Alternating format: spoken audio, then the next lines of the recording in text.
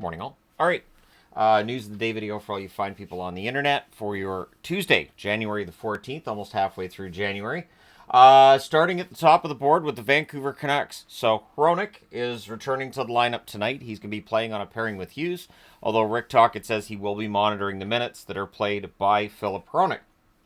Hronik's ahead of schedule, like Hughes was ahead of schedule, which is good news because the Canucks' depth on the blue line is a bit of a challenge. And I do think that at the deadline, that is the one thing they need to do is add a top four defenseman, and then you just kind of roll with what you have. And all the other gossipy stuff, I don't care. I've talked about it plenty, so I don't care. Deal with it on your own.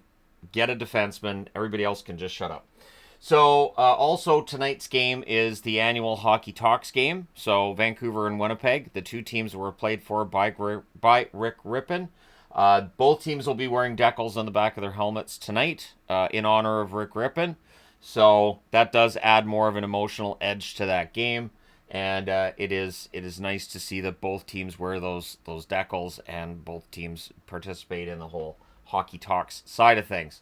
So in the event that you're having a hard time mentally and you're not seeing a way out of this darkness you find yourself in, talk to somebody, call somebody, let people know, and you want to find out how this all turns out. Yeah, we're all living in a simulation, but it's bonkers, so you might as well see how the bonkers simulation turns out. Emil Heineman. So kind of a scary incident here in Salt Lake City. He was hit by a car, and so now he's going to be out 3 to 4 weeks for the Montreal Canadiens. It's fortunate it's not more than 3 to 4 weeks, of course, and it sounds like it was just a pure accident, so... as a pedestrian, it is dangerous in almost any city in North America. It's dangerous in almost any town in North America.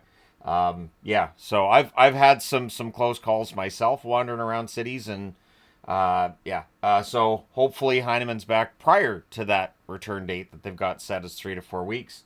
But either way, Montreal will have to adjust, and Montreal's in pretty good shape in terms of depth up front right now. So yeah, we'll see how they do without Heineman for a few weeks. John Klingberg. So this is kind of a surprise to me. He had hip resurfacing done, and he hasn't played for a while. However, he is apparently working on returning to the National Hockey League. And there are reportedly, according to Darren Dreger, 5 to 7 teams that are in the mix. He named a few Canadian teams that are interested. But, the interesting part for me is if Klingberg can come back and play a regular shift, and if he's okay to play, even if it's not every game, I think he can be a very useful defenseman. So I did mention Vancouver. I didn't see Vancouver as one of the interested teams, but until he signs, I don't think Klingberg would be an awful addition for a team and you'd think that it'll be a cheap contract too. It's not like he's going to be asking for a ton of money, so could end up being a pretty solid signing depending on what kind of shape he's in. So fingers crossed for Klingberg, a guy who was a very good defenseman at his peak, and I don't know that he ever gets back to that, but if he can become a competent NHL defenseman again, that'd be great for him. So Connor Hellebuyck. Lately, the Hart talk around Connor Hellebuyck has just been growing, that he is the league MVP. And I even thought about doing an updated video on the Hart conversation. I may do that soon. I'm kind of waiting around for Kaprizov to come back, and we'll talk about that in a bit. Just because I think there are a few different players that we can make that argument about. Why are they all in the Central? McKinnon, you can make the argument for Hellebuyck. You can make the argument as well for Kaprizov. I hear Oiler fans yelling at me about Draisaitl. I hear various other fan bases yelling, and yet I can't hear you through this interface here. Isn't that weird? Anyways, the Hart conversation around Connor Hellebuyck has definitely grown louder. So we'll see whether or not he can keep this up in the second half of the season. He may become the next goaltender to win a Hart Trophy. I've also mentioned, too, though, in past seasons, how the goaltender that wins the Vezina doesn't normally go very far in the playoffs. I may add goaltenders that win the Hart. And I need to do a video on that, too, because I think that'd be kind of interesting, to me anyways, looking at, the best goalie in the league that year, and did they go anywhere in the playoffs. So... yeah, all the best for Hellebuyck and the Jets tonight against the Canucks. Should be a fun one. But I know there's people who think I secretly hate the Jets, but I don't say it in videos because, my wife's a Jets fan, so I don't want to say I hate. There's this complicated narrative that doesn't exist in my brain. I'm fascinated by how people think that it does. My brain is just hockey and the traders and my wife. And well, and paying bills and breathing. So yeah, that's basically it. And sometimes I think the traders gets more thought from me than the NHL. Even during hockey games, will be like, so if they banish this person and then this person is the one that gets murdered, the next banishment, I think. So if we go down that path, like it's all stuck in my brain. Anyways, so moving on to Boston Bruins news. Hey, you guys stick around for the rambles, don't you? No? Well, I didn't put it at the end, did I? Poitras and Callahan have been recalled by the Boston Bruins, which is great news. The bad news being that Kastelik and McAvoy have been added to injured reserve. And I've also made the decision today that there's so many injuries that are undisclosed. I'm not going to specify upper body or lower body because it doesn't really tell us much of anything. I'll just say these guys are hurt and for how long. Hampus Lindholm's also been placed on LTIR. I would think that's just for cap reasons, and it's retroactive to a much earlier date. So, Poitras being in the lineup, I approve. I think that's great. And Poitras, when asked about being down in the AHL, he said it was great for him. It really helped him. He learned a lot down there. So, yeah, we'll see what he learned. Poitras, his first year, had sort of echoes of Bergeron in his game. And the example I would use is when Glenn Murray was becoming a star in Boston and he was called Little Cam because his game was very Neely-ish. He wasn't Cam Neely, but Neely-ish. And Poitras, I could see as being kind of a little Bergeron. Like just and not that he's smaller, but just that he is the new version and not necessarily in Bergeron's category. But yeah, Poitras kind of fun. Sort of like Lundell in Florida as opposed to Barkov. Like you can see with Lundell, a lot of the same kind of player that you see with Barkov. He's obviously not at that same level. You guys understand what I'm meaning. So yeah, we'll see how things go with Poitras and Callahan coming up.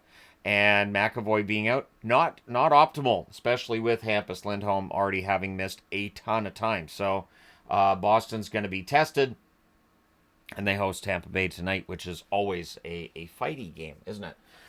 Petrie will not be with the Detroit Red Wings on their upcoming four-game road trip. They host the Sharks tonight, and for that game tonight, Alex Lyon is close, but he will not be in the lineup tonight against San Jose. Detroit, of course, trying to run their winning streak to 8 games. If they get to 10, there's a video in it for them. So we'll see whether or not they get to 10. But game against the Sharks, after that game against Seattle, they should win this one tonight. That being said, if you take the Sharks lightly, they beat you. So we'll see how things work out. Bunting's returning to the lineup tonight for Pittsburgh. He was involved in an accident that caused him to miss a game. An accident in front of PPG Events Arena. So Bunting returns tonight against Seattle. Malkin's seen as a game-time decision. Kraken fans are probably going to say, hey, Malkin should take that game off. We don't want him getting hurt again because, that's kind of how things work. The Minnesota Wild, and the list of players that are hurt, it's a lot. Apparently a lot of them on the ice today. Spurgeon, Lauko, Kaprizov, Faber, all on the ice, according to Jesse Pierce's reporting. And Brodin working out off the ice. When asking John Hines, Hines' answer is he doesn't think any of them are returning tomorrow, but he'll see if any of that changes after the skate this morning. I kind of read that as a polite way of saying, I'm not answering that question. Like, I'm not saying that he knows or doesn't. I'm just saying, yeah, they're not going to tell you necessarily. So the Minnesota Wild being without a lot of their core there, if they can get those players back, that would be huge, of course. Kaprizov being the biggest name, but without Brock Faber, without Spurgeon, without Brodin, man, that's just brutal. Faber's good two-way, so Spurgeon, and Brodin's defensive work's fantastic. So that's a huge difference maker. Washington Capitals playing tonight. They are hosting the Anaheim Ducks, and Ovechkin's 21 goals away from Gretzky. I don't think he gets 21 goals tonight, but he is very likely to end up progressing further towards catching 99 for the all-time goals record in the National Hockey League. So, yeah, Ovechkin, now it's becoming more and more of a story, and I feel like we might be at the point where when he scores, I'm going to have to put on the board which number of goal that is. He's sitting at 873 currently, 894 being the record, so it is feasible. He could catch Wayne before the season is done. If he doesn't catch him this season, it'll be likely early next season that it gets done. So let me know your thoughts in the comment section below as always. Don't forget to hit like and subscribe in the event you may not have done so already. Thank you guys so much for all your support. I will talk to you again soon.